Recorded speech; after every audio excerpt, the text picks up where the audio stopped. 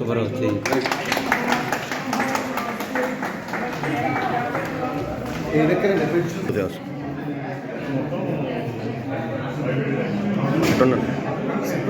అటు దగ్గర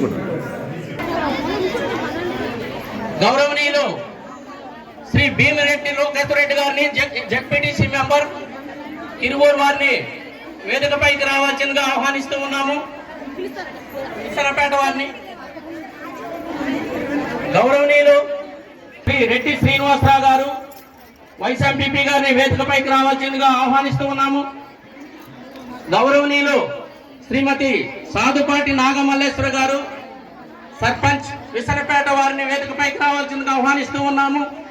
పేదవాళ్ళు బాగుండాలన్నా, మధ్యతరగతి వాళ్ళు బాగుండాలన్నా జగన్మోహన్ రెడ్డి గారు గెలవాలి. పెత్తందారులు బాగుండాలంటే మాత్రమే చంద్రబాబు నాయుడు గెలవాలి. ఆయన గెలవలేదు, అది వేరే సంగతి. నేను చెప్పాను చాలాసార్లు. ఈ ఎలక్షన్ అవ్వగానే ఇదే ఆఖరి ఎలక్షన్ టీడీపీకి చంద్రబాబు నాయుడు గారికి. రేపు ఆయన ఇక్కడ ఇల్లు కూడా లేదు, విజయవాడలో కానీ గుంటూరులో కానీ ఈ ప్రాంతంలో ఎక్కడ కూడా ఆయనకి ఇల్లు లేదు. శుభ్రంగా ఏదో ఎవరో ఇచ్చింటూ ఉంటున్నాడు ఆయన తాళా వేసుకుని ఆయన సొంత రాష్ట్రం వెళ్ళిపోతాడు ఈ ఎలక్షన్ అవ్వగానే. ఎక్కడైనా సొంత రాష్ట్రం తెలంగాణ, హైదరాబాద్లో ఉంది ఆయన ఇల్లు, ఇక్కడ ఎక్కడా లేదు ఆయనకి. ఎప్పుడో వాళ్ళ తాతలు కట్టినది ఎక్కడ నారావారిపల్లిలో ఉందేమో కానీ నాకు తెలియదు. జగన్మోహన్ రెడ్డి గారు చక్కగా ఇల్లు కట్టున్నారు, ఇక్కడ ఉంటున్నారు, ఇక్కడ నుంచి పాలన చేస్తున్నారు. అట్లాగే ఈ ఎన్నికల్లో ఓడిపోతారని ఖచ్చితంగా తెలుసు చంద్రబాబు నాయుడికి. దాంట్లో అందుకే ఇల్లు కట్టుకోవాలి. ఇక్కడ ఈ ఎన్నికలు ఆఖరి ఎన్నికలు చంద్రబాబు నాయుడికి, ఆయన పనికి మాలిన బుద్ధి లేని కొడుకు లోకేష్ కి ఈ చివరి ఎన్నికలు.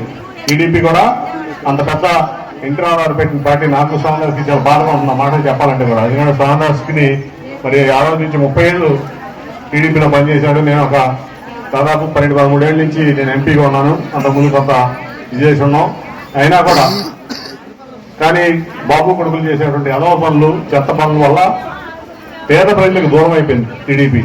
ఎన్టీ రామారావు ఆ పార్టీ పెట్టిందే పేదలకి, నిరుపేదలకి కూడు గుడ్డ నేను అనే ఒక నినాదంతో పెట్టాడు. ఆత్మగౌరవం, తెలుగువారి ఆత్మగౌరవంతో మొత్తం కూడా దాని నుంచి దూరం అయిపోయింది పార్టీ. ఓన్లీ పెత్తందారులకి డబ్బు కోసం, అలాగే వాళ్ళ స్వార్థం కోసం, వాళ్ళ కుటుంబం కోసం పనిచేసేదానికే ఇవాళ చంద్రబాబు నాయుడు ఆయన కొడుకు పనిచేస్తున్నారు తప్ప పేదవాళ్ళ కోసం కానీ, సమాజం కోసం కానీ, రాష్ట్రం కోసం పనిచేయట్లేదు.